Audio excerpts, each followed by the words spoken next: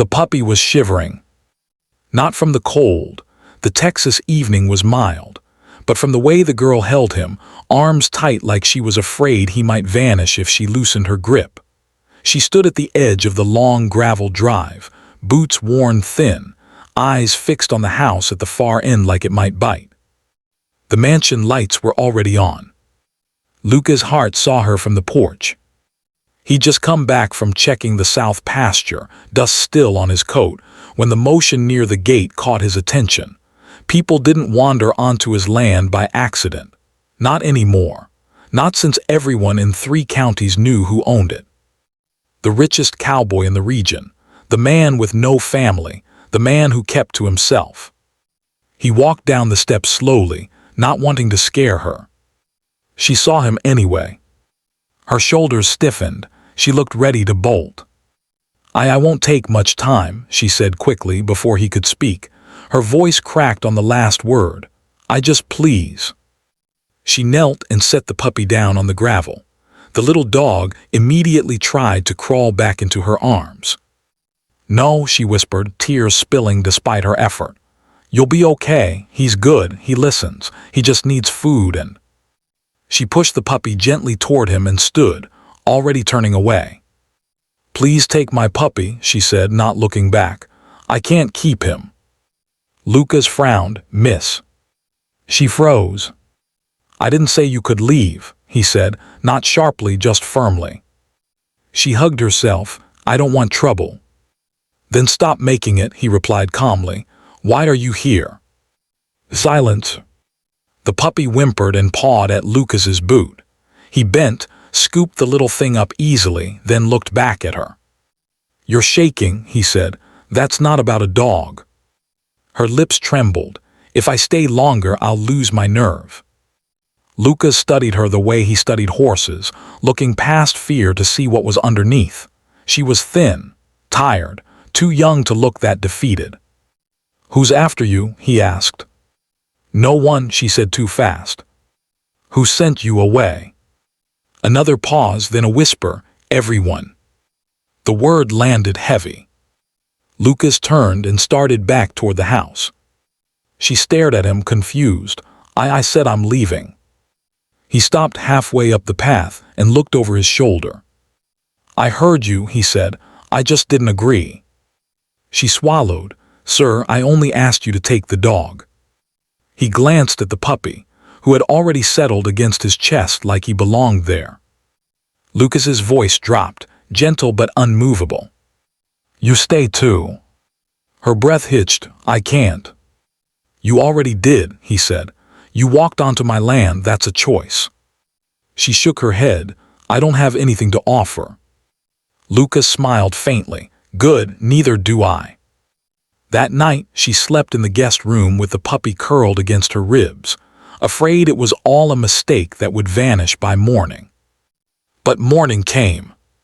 So did breakfast. So did a clean blanket. So did a quiet job feeding chickens, then helping the cook in the kitchen, then walking the fence line with Lucas at a distance that felt safe. Her name was Ellie. She didn't talk much at first. Lucas didn't push. He knew silence could be a language of its own, but piece by piece the truth surfaced. She'd grown up bouncing between relatives who never wanted her for long. When she finally found a place that felt steady, it came with conditions that made her stomach knot. When she said no, she was told to leave, with nothing but the clothes she wore and the puppy she'd rescued weeks earlier. "I thought he deserved better than me," she said one evening, watching the dog chase fireflies. "Someone who could keep him." Lucas leaned on the fence beside her. "You kept him when you had nothing," he said. "That says enough." The town noticed. People always did. First the whispers, "Why's she there?" Then the looks, "Is she after his money?" Then the assumptions. Lucas ignored them all. When someone finally said it out loud, he answered just as plainly. "She's family," he said. "That's all you need to know." Ellie cried when she heard that. Not loudly, not in front of him, just quietly in the barn, puppy licking her cheeks like he understood. Weeks turned into months. Ellie learned the rhythms of the ranch. Lucas learned how to laugh again, really laugh, when the puppy stole his hat or when Ellie teased him about being too serious. She stopped flinching when footsteps sounded behind her. She slept through the night. One evening, she stood on the porch where she'd once tried to leave. "I was ready to disappear," she said softly, "if you hadn't stopped me." Lucas looked out over the land. "Sometimes people don't need saving," he said. "They just need permission to stay." She smiled, eyes bright. The puppy barked, tail wagging wildly like he approved. And the richest cowboy in Texas learned something he'd forgotten long ago. That the best things don't knock politely. They arrive shaking, afraid, and asking only for a chance. Life didn't suddenly turn perfect. It turned steady. That was the difference. Ellie stayed careful at first, like someone waiting for the floor to give way. She asked permission for everything, where to put her boots, when to feed the puppy, whether she could help in the kitchen even when no one had told her not to. Lucas noticed. One evening, after she'd asked for the third time if it was all right to sit on the porch steps, he said gently, "Ellie, you don't need to ask to exist here." She froze, then nodded, eyes shining but brave. "I'm learning." The puppy, she'd started calling him Rusty, grew fast. Too fast. His paws were always too big for the rest of him. His ears never quite decided which way to flop.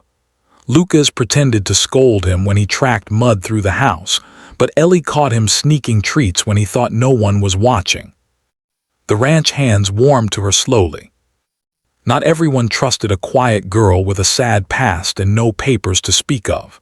But Ellie worked harder than anyone. She listened more than she spoke. And when old Miguel twisted his knee, she was the one who sat with him through the night, changing compresses and reading aloud because he hated the silence. "That girl's got a good heart," Miguel told Lucas the next day. "She ain't passing through." Lucas already knew. Trouble came, as it always does, from outside. A man showed up one afternoon in a dusty sedan, asking questions at the gate. Said he was looking for a girl who owed money. Said she'd run off with something that didn't belong to her. Ellie saw the car from the barn and went pale. Lucas didn't raise his voice, didn't threaten. He simply stood beside Ellie, one hand resting lightly on her shoulder. "She's under my roof," he said, "which means she's under my protection." The man scoffed, until he saw the way the ranch hands quietly stepped closer, until he understood exactly how alone he was. He left. Ellie didn't breathe until the dust settled. "I thought you'd send me away," she whispered. Lucas shook his head. "You don't return people like borrowed tools." That night, Ellie finally told him everything. About the place she'd run from, about the unspoken expectations, about how Rusty had been the only thing that made her feel human when everything else felt like a transaction. "I was scared you'd think I was using you," she said. Lucas smiled sadly. "I've been used," he said. "This isn't that." Spring arrived gentle and green. Flowers bloomed where Ellie had planted them near the porch, unsure at first if she was allowed to change the land. Lucas noticed and said nothing, until one morning he brought her more seeds. "Thought you might want these," he said. Her hands shook as she took them. "You're really letting me stay." "I'm really asking you to," he corrected. Months later, when the town held its summer fair, Ellie hesitated at the mirror. She hadn't been anywhere crowded in years. Lucas waited by the door, hat in hand. "No pressure," he said, "but you won't be alone." At the fair, people stared at first. Then they smiled. Then they stopped staring at all. Ellie laughed when Rusty won a ribbon for most spirited pup, and Lucas felt something in his chest loosen that he hadn't known was still tight. On the way home, Ellie looked out at the dark fields rolling past. "I used to think love meant being tolerated," she said, "or bought." Lucas slowed the truck. "Love means being chosen," he said, "every day." She nodded, leaning her head against the window safe. Years later, people would say the rich cowboy changed. that he softened, that he smiled more, that his ranch felt warmer somehow. But Lucas knew the truth. He hadn't rescued a girl and her puppy. He'd opened the door. And they'd both saved each other by staying. Time did what it always does when no one is watching. It stitched people together. Ellie stopped flinching when trucks pulled up the drive. She learned which floorboards creaked and which didn't.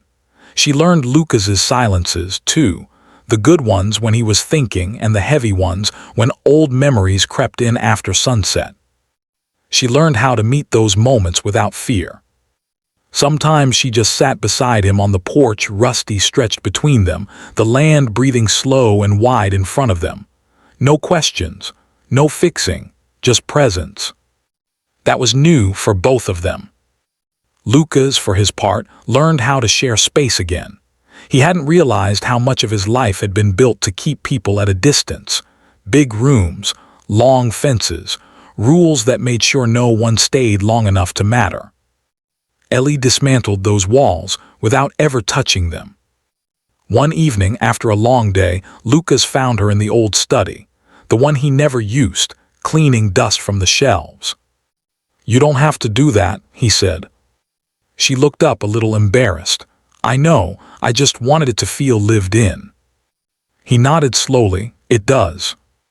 That winter was hard. A late freeze killed part of the north pasture. Repairs ran long. Tempers ran thin.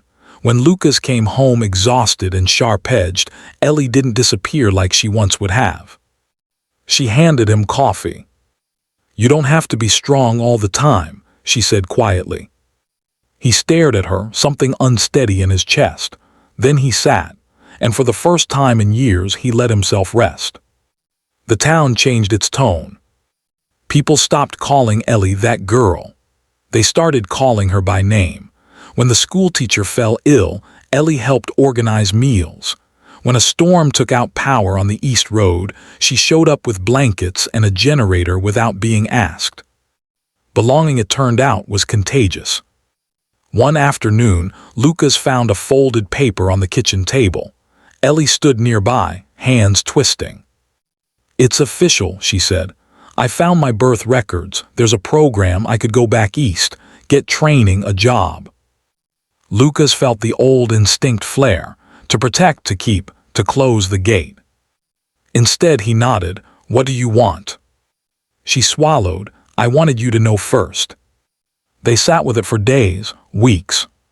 Finally, Ellie spoke one night as they watched Rusty chase moths in the yard. "I don't want to leave," she said. "Not because I'm afraid anymore, but because this is home." Lucas's voice was rough. "Then stay."